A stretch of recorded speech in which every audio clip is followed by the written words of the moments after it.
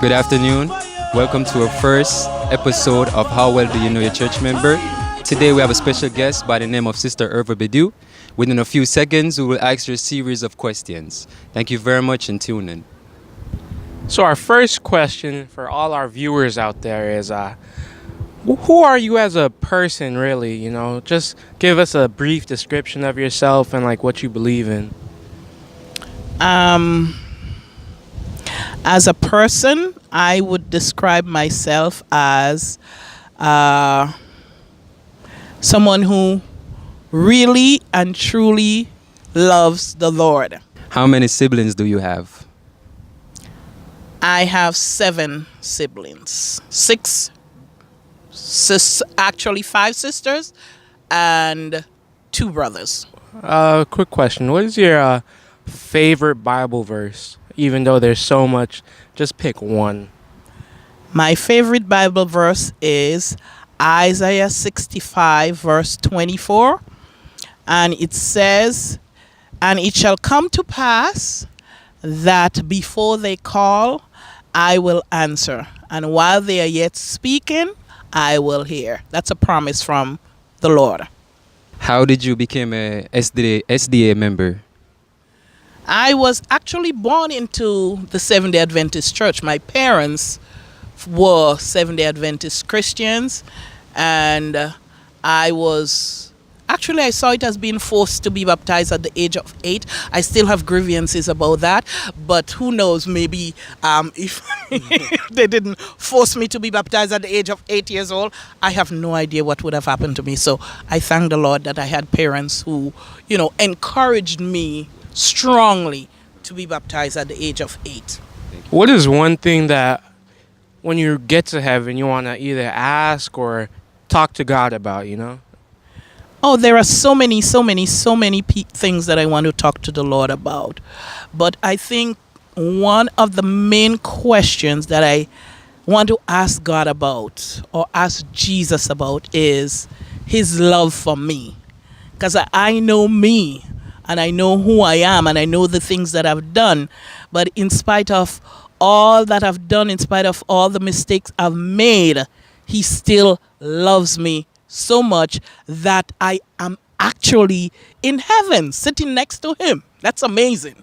We all know that you're from the Spice Island. So tell us, what is your favorite food? Okay, let me just say the Spice Island is the best island in the world. Because there's something about spices, with the spices in your food, it's not the same. So I'm just saying that. May not agree, but as far as I'm concerned, Grenada, the best island in the world. Okay, so my favorite food is rice and peas. You have to have coconut, fresh coconut, or else it's not rice and peas, it's peas and rice. But when you have the coconut in there, the coconut milk fresh, that's peas and rice. And in Grenada, we have something called Jax. Jax. It's seafood. And when you have that and you put a little curry or you fry it up and you make a little gravy, and then you have callaloo. Best food in the world. One time for Grenada, Grenada, one of the best countries on this earth. But one question for you: growing up throughout your life, what's one of the most embarrassing moments that you could tell us? Just something that just keeps you up. Oh my Lord. I don't know if I should say that. There are so many that I can remember, but seeing that we are talking about, from a church point of view, I remember I was already a teenager, doing very well.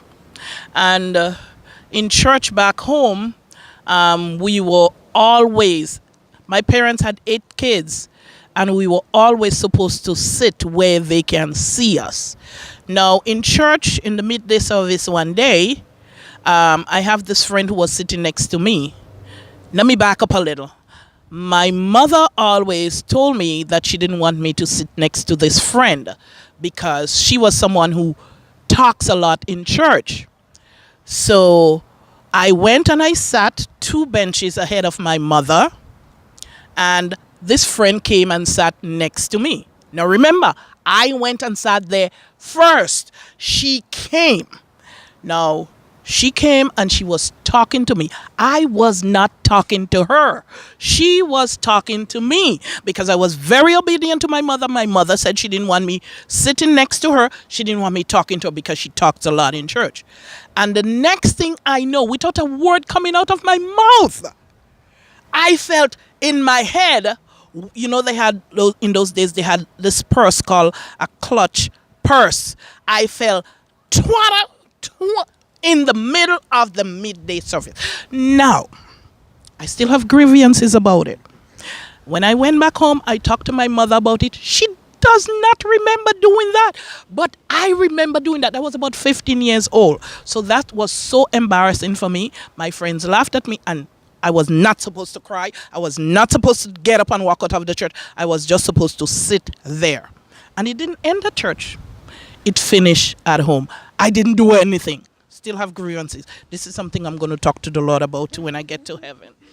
Okay, so what is one memorable thing that you can think of?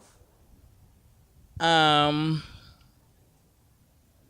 well, in regards to family and church, one of the things that I remember growing up, I always, like today the pastor said, sometimes you have kids, you have children in the church who feel that they're not loved. I never had that feeling growing up as a child.